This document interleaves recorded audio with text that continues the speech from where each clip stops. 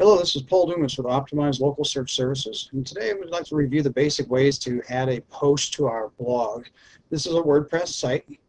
Our blog is over here on this particular site, and it can be just about anywhere. But what it does is show the most recent postings at the top, and then on most WordPress sites we also have a menu where it'll automatically add blog posts to based on the categories.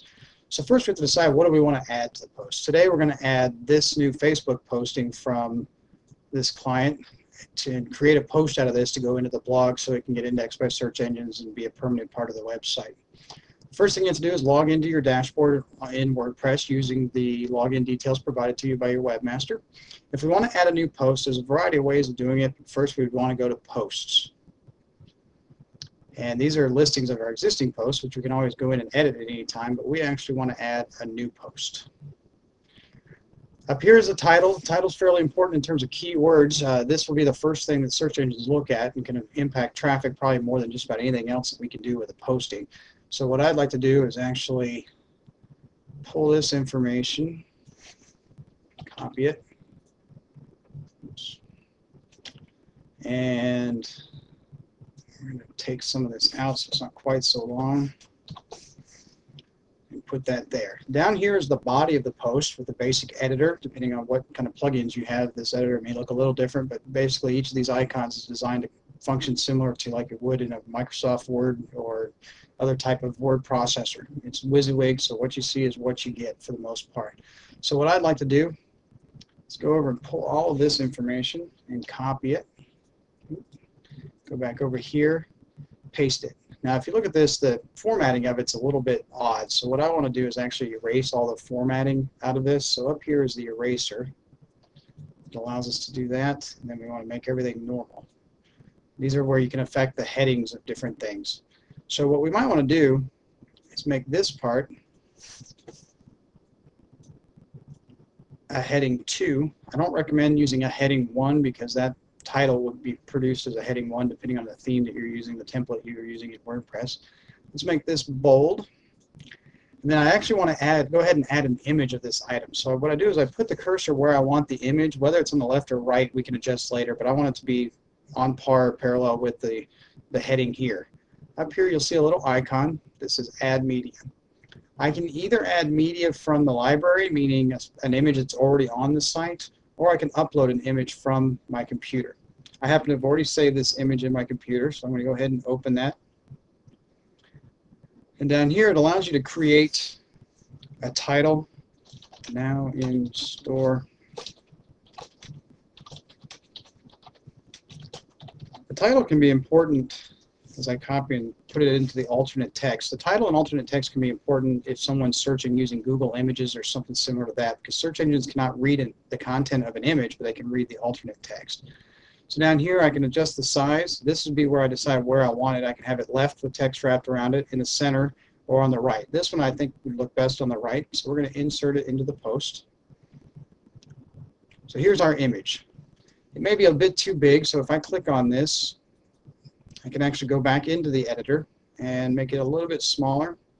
If I know exactly how big I want it, I can go to the advanced settings and actually set my width. So I want the width to be 250. I don't know what the height would be without stretching the image, so I can pull that out and it will automatically proportionalize the image for me.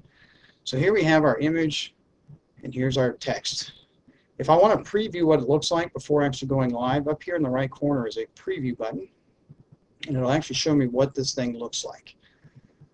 Alright, so maybe this text here is a little bit too big. I like the size of the image and I like how this reads, although I'd like to have some more spacing there. So I'm going to go back in here. I'm going to highlight this and make it a smaller heading, maybe heading 4. I'm going to go ahead and add some extra spacing here. Maybe even put a couple of spaces at the end. I'll show you why here as we preview this.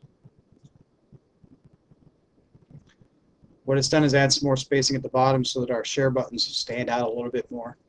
So here we have our basic post. I like the size of the image, I like where the image sits, and so I can go back here and finalize it. Basically on a WordPress post, one of the key things is I need to put this into a category.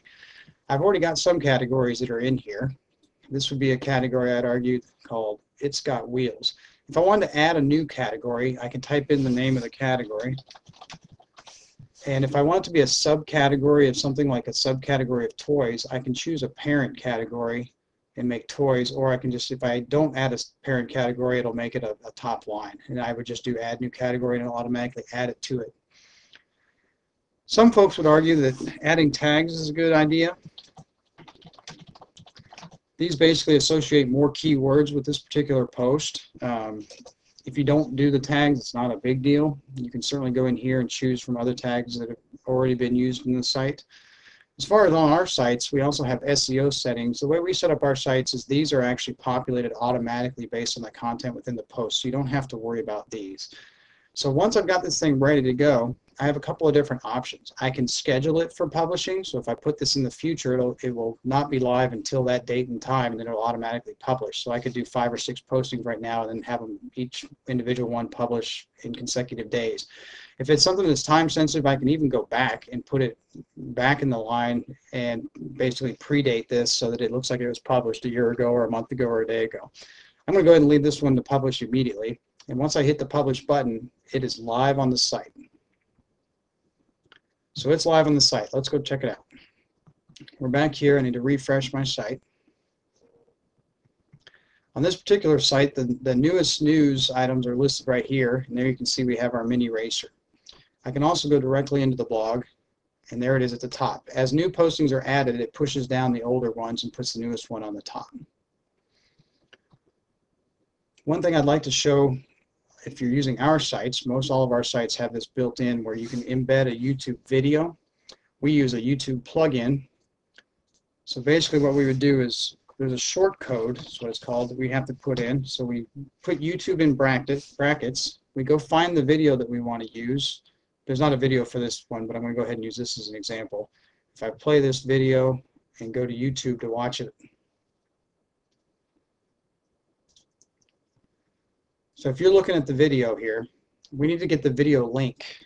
So we need to do share, options, and we need the long link. So it gives us the full direct link to this video, and I need to copy that, go back to my post, and paste it in here.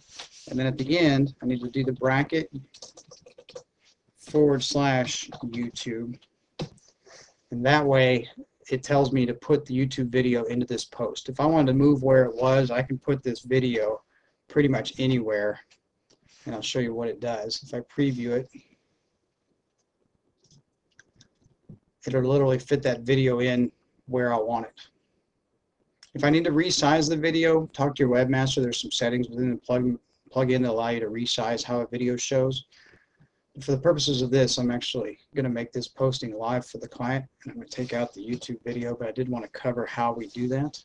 So I'm going to go ahead and update this. And then I'm going to go back over here and make sure that this post looks proper after making the changes. And there's our WordPress post.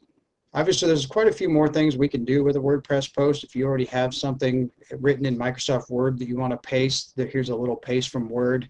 Microsoft Word has some unique formatting and code that sometimes tags along when you're pasting, and it causes different things. Now, one thing about pasting from another source, you cannot paste directly images. They won't show up. We actually have to upload the images to the site so they can show up within the site.